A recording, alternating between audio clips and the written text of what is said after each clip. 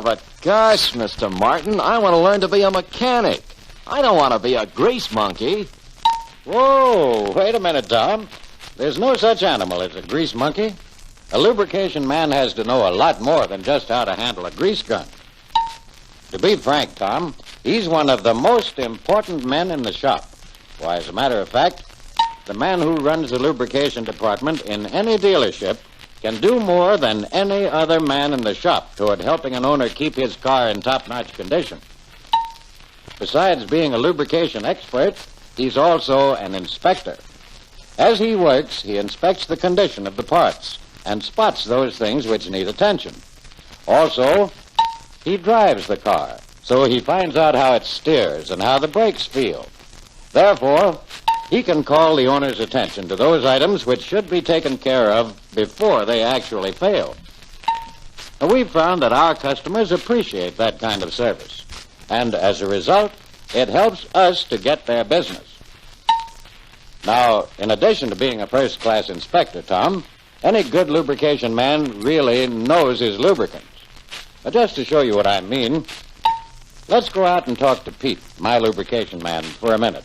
If you don't change your mind about what's needed to do a good lubricating job, I'll be surprised. Say, Pete, can you take a few minutes to point out to Tom here some of the things a good lubrication man has to know? Sure, Harry, glad to.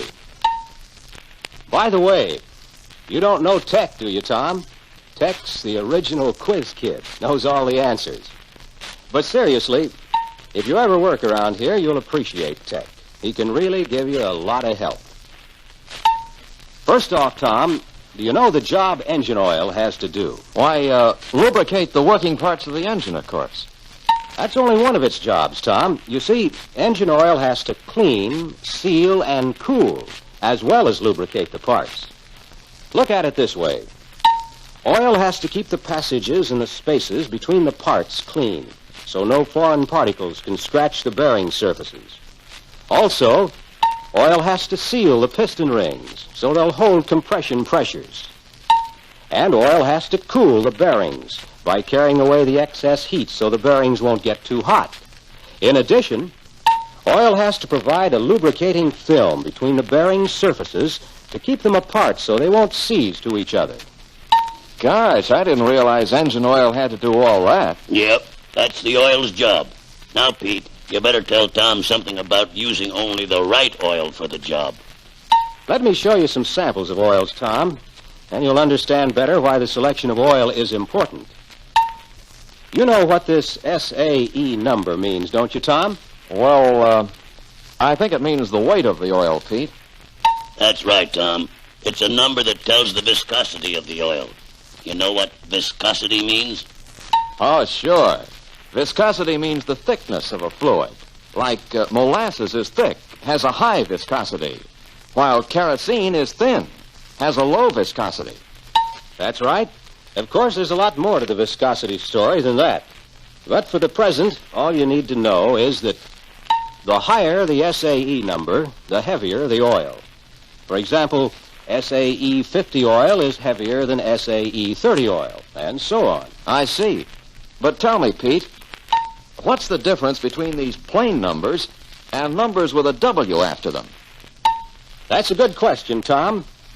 The W oils are winter oils.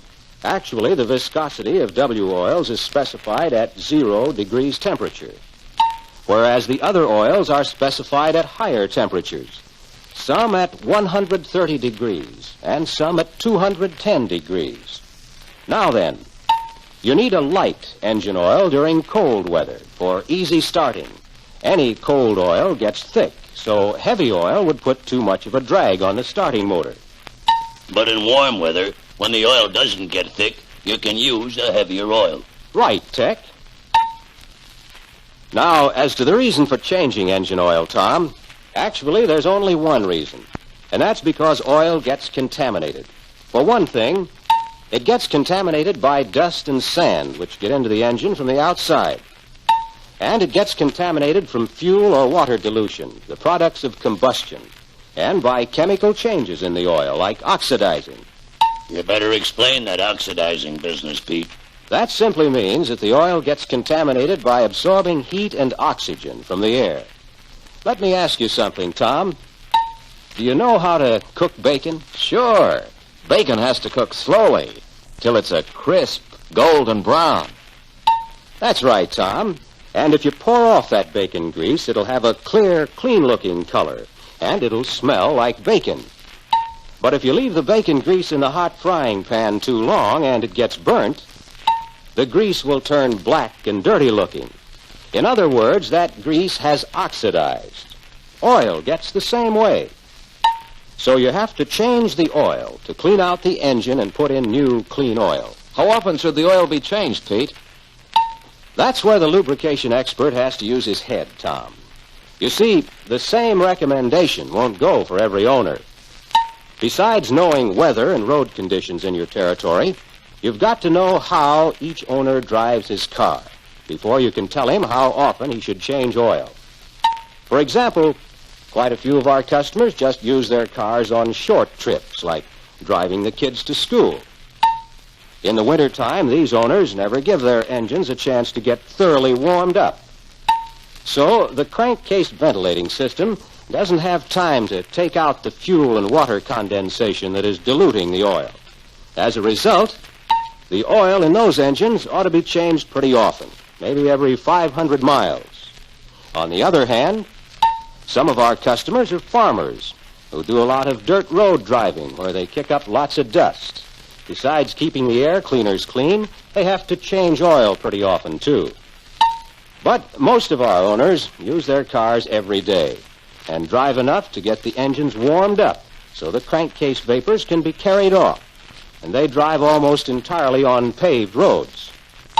We recommend that most of our owners change the oil every 2,500 to 3,000 miles. But remember, Tom, you can't make one recommendation that's right for everybody. I see what you mean, Pete. The kind of driving you do and where you do it makes a difference in the condition of the oil. That's right, Tom. And that's something a lubrication man should explain to his customers. Sure. Don't be afraid to tell customers why you do something or recommend something. They'll be glad you did. And I'll be glad if someone will turn this record over so we can tell Tom more about lubrication. Now, Pete, suppose we tell Tom about the transmission lubricant. I suppose you change the oil in the transmission twice a year, don't you? For summer and winter? We don't change it twice a year anymore, Tom. The same grade is used for both summer and winter. That's right. We use a fluid gear lubricant. It's used where gear tooth pressure isn't very high and where heat is not a factor. You change it once a year or every 10,000 miles, Tom. And that's only to clean out the transmission. Sure. Even though you try to be careful, specks of dirt might fall in when you check the level, and the parts will wear a little, just like any piece of machinery. So you change the lube once a year to clean out any foreign material that might be in it. You better tell Tom how come you use fluid gear lubricant in this type of transmission and engine oil in the automatic shift type of transmission. Good point, Tech. You see, Tom, the automatic shift is made by oil pressure, the same oil that also lubricates the gears. Fluid gear lube is too heavy to use in a hydraulic system, so we use engine oil. I suppose there's a special story on the lubricant you use in the differential, eh, Pete? You bet there is, Tom. This baby takes a hypoid gear lubricant and nothing else but. You see, hypoid gears develop high pressure between the teeth of the ring gear and pinion, and a sliding friction, too. You have to use a lubricant that'll stand that pressure. Also, a good hypoid lubricant won't squeeze out from between the gear teeth and won't corrode the bearings or any other parts in the differential. And it'll absorb moisture without getting soupy, so the moisture won't cause rust. Since I guessed wrong on the transmission, Pete, maybe you better just tell me how often you change the differential lubricant. This may surprise you, Tom. You change the differential lubricant every 2 years or every 20,000 miles. Just check it every 1,000 miles to make sure it's up to the proper level. But if some has leaked out and you're doing the kind of a job you should, you'll find that leak and get it fixed. That's right, Tech. Suppose the level is low. Can you add some, or do you have to drain it all out so you don't mix brands? You don't have to worry about mixing brands nowadays, Tom. Any good brand of high-point lubricant should mix with any other good brand without causing trouble. Well, thanks a lot, Pete. I guess I'll be running along now. What? Why, you've just begun to learn something about lubrication. What do you mean, Tech? I thought the rest of the lubrication story was just shooting grease into fittings. Not by a darn sight.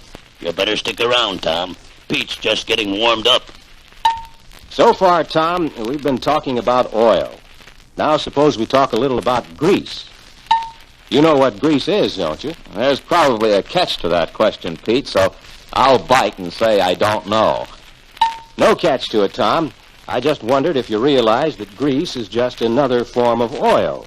Actually, it is oil, held in a sort of paste form by soap. The idea of holding the oil together by a binder of soap is so you can get oil into a certain place and keep it there without having it drip out. And there are different kinds of grease. For example, there's a special grease for water pumps. In a water pump, you know, temperatures are fairly high because of the high pump speed. And because the pump is mounted on the engine, which gets hot. And the pump circulates the cooling system water, which also gets pretty hot. Therefore, a grease that'll properly lubricate the water pump has to be water-resistant and heat-resistant. That's why we use a grease made especially for water pumps. But if you ever use chassis lubricant in there, it'd melt, get soupy, and run right out. You're right, Ted. You use chassis lubricant only in those places where heat and extreme pressures are not present. You see, chassis lubricant only has to be water-resistant. Driving through puddles splashes a lot of water up under the car. If the grease wasn't water-resistant, it'd wash out, or absorb the water, turn soupy, and run out. I guess a lubricant is really a replaceable part, just like a spark plug or a set of points, isn't it? I mean, like any part that you don't expect to last the life of the car, you replace it when it's no longer useful. That's the idea, Tom. When you lubricate a part, you actually change the oil, just like you change oil in the engine. Forcing the old grease out cleans that connection because the grease carries with it all the foreign particles it's accumulated. And forcing new grease in gives the connection a fresh supply of oil. Yeah, it'll be fresh if you remember to wipe off that fitting before you put the gun on it. Otherwise, you may put as much dirt back in as you forced out. How about cleaning off the grease that oozes out the sides of the connection? No, Tom. That helps to keep water and dirt from working into the connection. Now, there's a special lubricant for front wheel bearings, Tom, called wheel bearing grease. It's a short fiber lubricant, so it'll work in between the bearing rollers and stay put. Pete, those front wheel bearings have to be repacked about every 10,000 miles, don't they? Let me put it this way. You inspect them every 10,000 miles to be sure there's enough lubricant in there. But the only time you have to repack the bearings is when any part of the grease has become hardened.